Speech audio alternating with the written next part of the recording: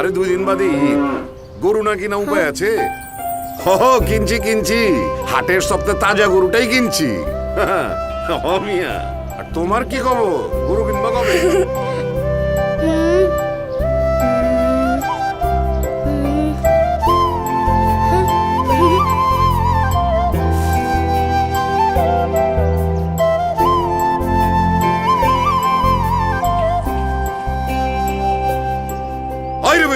কই গেলি তুই? জি স্যার। কই গেছিলি তুই? খেয়াল রাখার পারছ না? গরু যদি লাত্তি হইতে দেয় কি করতে তখন? হ্যাঁ, কামচোর। চলো, আবার যদি বাসে কাম চলো। চুরি করস তাহলে তোরে বলে আমি এখান থেকে খেদাই দিমু। তুমি ঘর থেকে বের হয়েছো কেন? ঘর থেকে বের হলে বলেছি না মাকে বলতে? মা, গরুটার চোখগুলো কি সুন্দর না? বাবা, বাবা আসছে।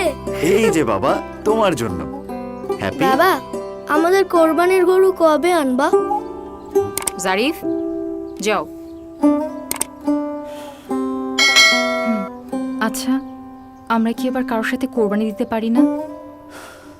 তুমি তো সবই জানো।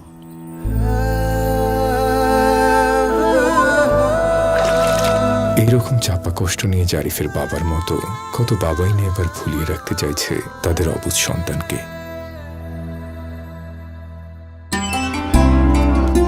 বাবা, গরুর কাছে যাব, চলো না যাই। চলো বাবা, আগে তো বাসায় যাই। না, আমি গরুর কাছে যাব। জারিফ, বাবা, মা তোমার জন্য তোমার ফেভারিট ফুড রান্না করেছে। আজ আমরা খাবো আর অনেক মজা করব। আসো বাবা। হ্যাঁ?